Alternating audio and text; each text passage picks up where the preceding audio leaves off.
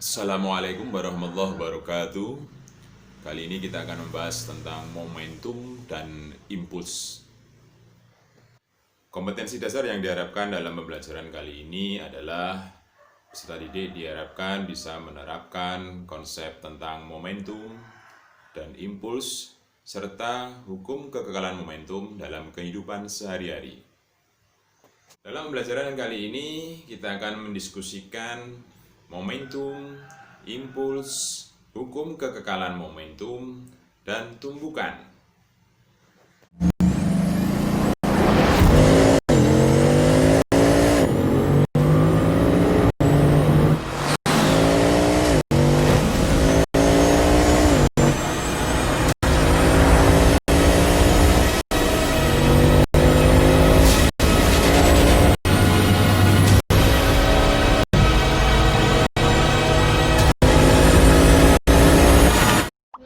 Momentum adalah suatu besaran fisika yang menunjukkan suatu massa yang bergerak dengan kecepatan tertentu.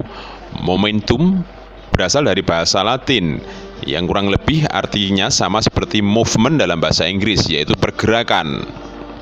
Momentum disimbolkan dengan P yang berarti pulsa, yang dalam arti juga gerakan sesaat atau denyut. Momentum P sama dengan M kali V, massa kali kecepatan. Satuan momentum adalah kilogram meter per sekon. Momentum adalah besaran vektor karena momentum sebanding dengan kecepatan, sehingga arah momentum pun searah dengan arah kecepatan. Ketika kita mempelajari dinamika, kita tahu bahwa penyebab gerak adalah gaya. Kaitannya dengan momentum, gaya yang bekerja pada suatu benda menyebabkan perubahan momentum tiap satu satuan waktu, atau dengan kata lain, gaya menyebabkan momentum berubah terhadap waktu. Kita bisa sebut bahwa gaya sebanding dengan laju perubahan momentum. Ingat, karena gaya bisa menyebabkan perubahan momentum, maka kita bisa nyatakan hukum kedua Newton dalam momentum. Dengan demikian kita bisa nyatakan hukum kedua Newton dalam momentum. Resultan gaya yang bekerja pada suatu benda sebanding dengan laju perubahan momentum. Laju perubahan momentum delta P per delta T. Maka kita bisa menyatakan sigma F sama dengan delta P per delta T. Sebuah bola bermassa 200 gram bergerak dengan kecepatan 20 meter per sekon. Tentukan berapa momentum bola. Yang B, tentukan perubahan momentum bola jika bola menumbuk dinding dan memantul dengan kecepatan yang sama tetapi berlawanan arah dengan arah semula. Momentum dari bola 200 gram yang bergerak dengan kecepatan 20 meter per sekon, kita hitung. P sama dengan M kali V sama dengan 0,2 kg kali 20 meter per sekon. Jadi hasilnya adalah 4 kg meter per sekon. Kemudian perubahan momentumnya. Perubahan momentumnya karena arah kecepatan bola sebelum dan sesudah itu sama besar tapi berlawanan arah, maka kita gunakan tanda yang berbeda di antara kedua kecepatan itu, sehingga kita akan peroleh perubahan momentum delta P sama dengan MV aksen dikurangi MV awal, itu sama dengan MV bola dikurangi M kali min V bola, karena arahnya berlawanan, ingat. Sehingga kita dapatkan delta P sama dengan 2mv bola atau 2 momentum 2P sama dengan 2 kali 4 kg meter per sekon. Jadi hasil perubahan momentumnya adalah 8 kg meter per sekon.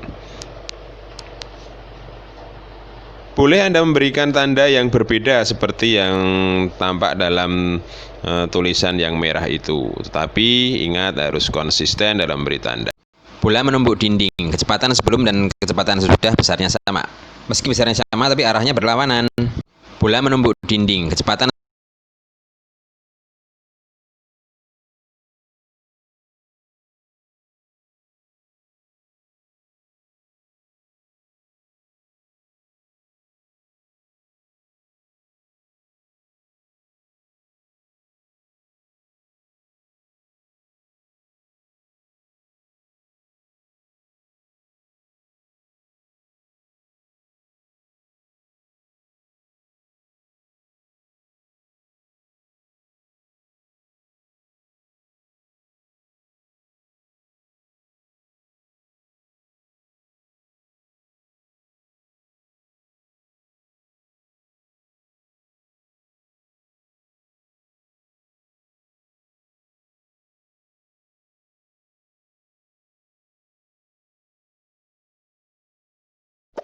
Hukum kekekalan momentum.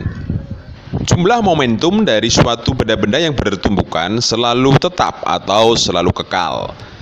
Jumlah momentum sebelum tumbukan sama dengan jumlah momentum sesudah tumbukan. Jenis tumbukan. 1. Tumbukan lenting sempurna. Tumbukan lenting sempurna mempersyaratkan bahwa koefisien restitusi E sama dengan 1. Atau dalam kata lain, kecepatan-kecepatan benda-benda setelah tumbukan sama dengan kecepatan benda-benda sebelum tumbukan. Ini sebetulnya tidak mungkin. Karena pada dasarnya tidak ada tumbukan yang benar-benar lenting sempurna. Yang kedua adalah tumbukan lenting sebagian. Ini mempersyaratkan bahwa koefisien restitusi E antara 0 dan 1. Sebagian besar tumbukan di alam semesta adalah tumbukan lenting sebagian. Seperti bola pingpong, bola basket yang dijatuhkan, atau tumbukan antara bola-bola biliar lah contoh dari tumbukan lenting sebagian. Yang ketiga adalah tumbukan tidak lenting sama sekali. Inilah tumbukan yang menghasilkan dua benda yang bertumbukan ini saling menempel. Contoh misalkan tanah liat. Atau dua benda yang bertumbukan kemudian menempel satu sama lain. Koefisien restitusi adalah perbandingan antara kecepatan sesudah tumbukan dan kecepatan sebelum tumbukan. E sama dengan min V1 aksen dikurangi V2 aksen per V1 min V2. Untuk benda yang bergerak berlawanan, berikan tanda yang berbeda. Satu positif, satu negatif. Tetapi bisa juga biasakan sesuaikan dengan arah grafik kartesian. Ke kanan positif, ke kiri negatif, atau sebaliknya juga boleh. Suatu meriam kuno diletakkan di atas sebuah kendaraan beroda seperti pada gambar. Berat kendaraan termasuk meriam 2000 kg.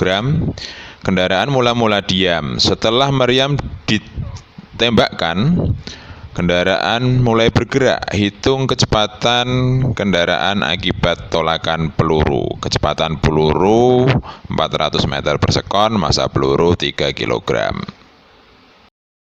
Berlaku hukum kekekalan momentum. Momentum awal sama dengan momentum akhir. Momentum kendaraan dan momentum peluru sama dengan momentum aksen kendaraan dan momentum peluru aksen. Awalnya 0, ya, 0 sama dengan P aksen kendaraan plus P aksen peluru. Jadinya kita dapatkan 0 sama dengan MK V aksen K plus MP V aksen P. Jadi kita peroleh V aksen P sama dengan min VP kali VP aksen bagi MK. Kita peroleh hasilnya 0,6 meter per sekon. Dua balok masing-masing bermassa 20 kg dan 25 kg bergerak searah. Kecepatan balok pertama 8 meter per sekon. Kecepatan balok kedua 4 meter per sekon. Jika pada akhirnya balok pertama menumbuk balok kedua, apa yang terjadi setelah tumpukan? Kita gunakan hukum kekekalan momentum. M1 V1 plus M2 V2 sama dengan M1 V1 aksen plus M2 V2 aksen. Masukkan angka-angkanya, 20 kg kali 8 meter per sekon plus 25 kg kali 4 meter per sekon sama dengan M1 V1 aksen plus M2 V2 aksen. Yang sebelah ruas kiri kita total semuanya dapatnya 260, sementara kita hilangkan dulu satuannya. Jadi 260 sama dengan masanya tetap 20 V1 aksen plus 25 kg V2 aksen, ya, satuannya kita hilangkan dulu. Kita sederhanakan, semuanya dibagi 5, jadi 260 bagi 5, 52.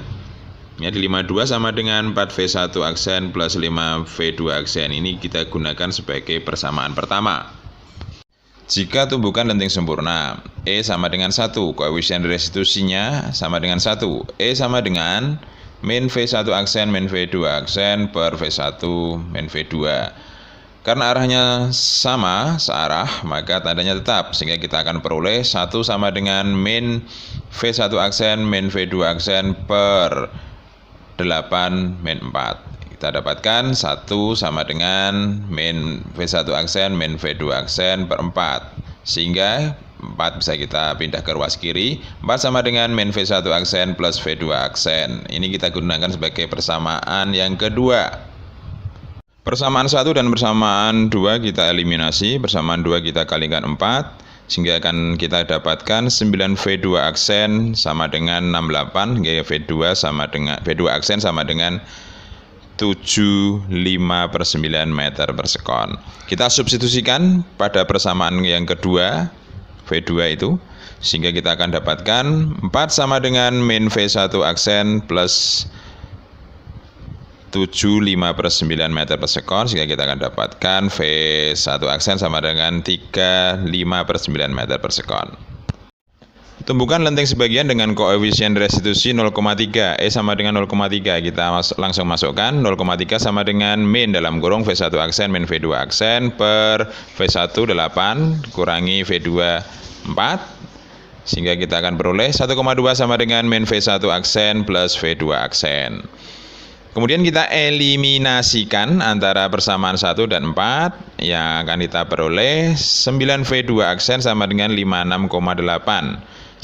Sehingga kita akan peroleh V2 aksen sama dengan 6,31 meter per sekon. V2 aksen ini kita substitusikan pada persamaan yang keempat tadi, sehingga kita akan peroleh V1 aksen sama dengan 5,11 meter per sekon. Impuls sama dengan F kali delta T. I sama dengan 50 Newton kali 0,01 second. Jadi hasilnya sama dengan 0,5 Newton second. Yang B, I, ingat, impuls adalah perubahan momentum tapi dalam waktu yang sangat mendadak, yang sangat singkat. Maka kita ambil singkatnya, I sama dengan delta P. Sama dengan MV setelah tumbukan dikurangi MV awal. MV awalnya 0. Jadi kita bisa hitung I sama dengan delta P 0,5 Newton sekon sama dengan 0,2 kg kali V akhir dikurangi 0. Jadi V akhirnya kita peroleh 2,5 meter per sekon. Sementara itu dulu untuk pertemuan kali ini. Jangan lupa untuk selalu berlatih soal-soal yang ada di dalam buku paket. Untuk pertemuan yang akan datang, kita akan membahas tentang cara kerja roket dan latihan-latihan soal yang berkaitan dengan hukum kekekalan momentum dan penerapannya. Terima kasih. Wassalamualaikum warahmatullahi wabarakatuh.